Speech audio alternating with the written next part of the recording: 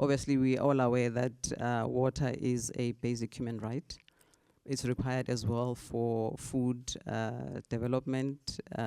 It's as well, utilized for energy production. And it's one element that drives the economy as well. So it's quite critical that there's infrastructure development to support the economic drive also.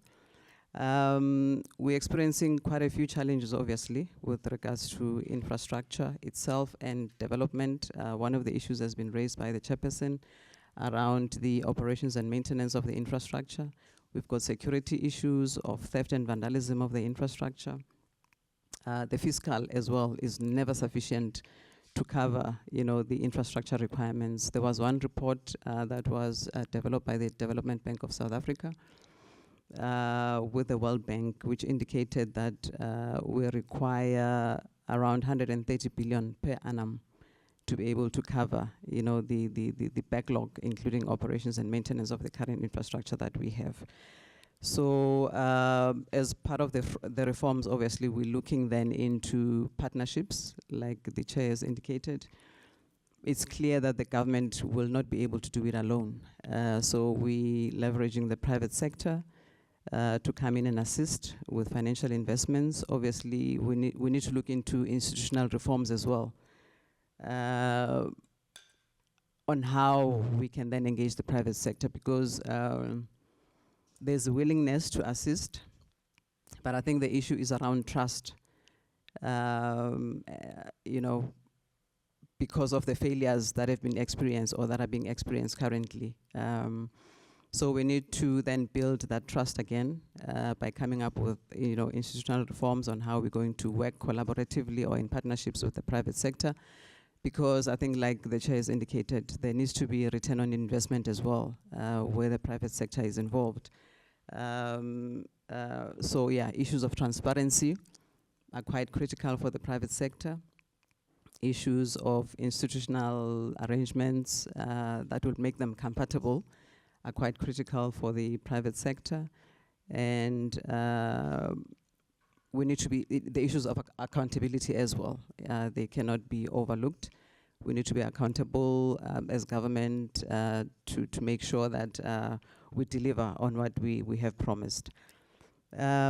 We as well are aware that in terms of water access, there has been improvement since, obviously, since before 1994, where access now is sitting at around, I think, 95%, but the challenges are the reliability of that supply, which is sitting around 68%. Reliability then, it looks at issues of access, of about 90% of the time of the water.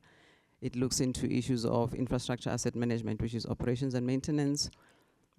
So the water is there, the infrastructure is there, but the water is not coming out because of the issues of water leaks or the water losses that have been indicated that we're losing out of infrastructure.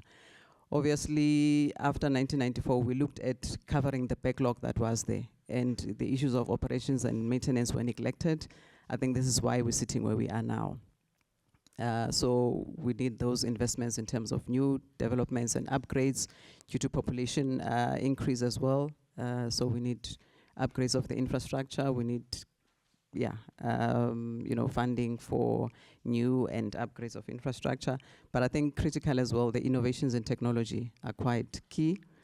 We need to look at different ways of providing infrastructure as well. And I think this is where our educational institutions are quite key as well. So in our partnerships, obviously, we need to bring in the Institution of Education as well, Institute of Higher Learning. We need to bring in our researchers, where we look into new technologies that we can employ in terms of development of infrastructure. And I think for transparency as well, we need to then engage the public. I think the issue of participation is quite critical. The department is looking into forming partnerships. There's a working for water, which has been established in Gauteng and eThekwini, where the civil society engaged.